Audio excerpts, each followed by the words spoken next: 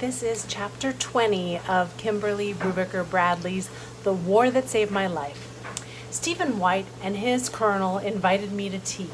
They sent me a proper invitation, written out by post, and Miss Smith handed it to me without opening it. I stared and stared at the marks on the paper, but I couldn't make sense of them. Neither could Jamie, no matter how hard he tried. "The writing's wriggly," he said, "not like in books." So I had to ask Miss Smith, which made me angry. She read it out. Tea. Stephen and the Colonel. Saturday, October 7th. And all the while, I grew angrier and angrier that I couldn't read the words myself. Miss Smith looked up at me and laughed. "Ada, what a face," she said. "It's your own fault. I'm happy to teach you." Easy for her to laugh. What if I tried and found out I really couldn't learn? "I'll write back an answer for you," Miss Smith said. "You want to go, don't you?" "No," I said. I didn't want her having to write for me.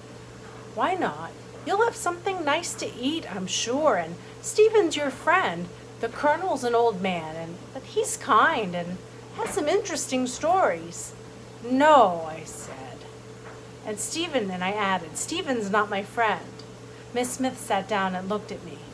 "You told me he carried you to the train station," she said. "That sounds like something a friend would do." "Maybe.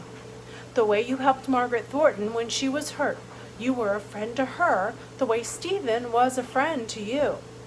I did want to count Maggie as a friend. I guessed I wouldn't mind counting Stephen as one, only it was harder to be friends with someone who helped you than someone who you'd helped. "I know you know how to behave nicely," Miss Smith continued. "You did when we went out for tea the other day, and I'd walk you to the Colonel's house and pick you up again when you were through. You wouldn't be there very long, perhaps an hour. You'll have a treat and a cup of tea and talk. That would be all." I scowled. "Why do you want me to go?" She sighed, air coming out of her nose, so she sounded like butter. I don't care what you do, only I thought you'd like to be around someone your own age, for a change, and I was happy for you that you'd gotten the invitation." I swallowed. I didn't feel happy. I felt something else. Scared? I didn't know. "I don't want to go," I said. "You don't have to write anything."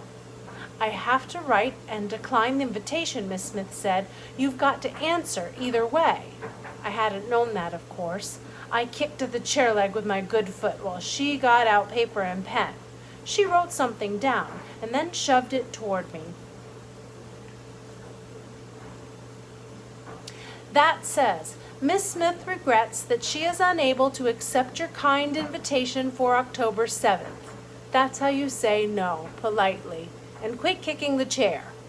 I kicked harder. I didn't care if it was polite or not. "I don't need the Colonel staring at my foot," I said. "How could he?" Miss Smith asked. She grabbed my good foot and she held it still. I said, "Stop it." "And the Colonel wouldn't be staring at you under any circumstances. He can't see much of anything. He's gone blind." That's midway through chapter 20. We'll pause.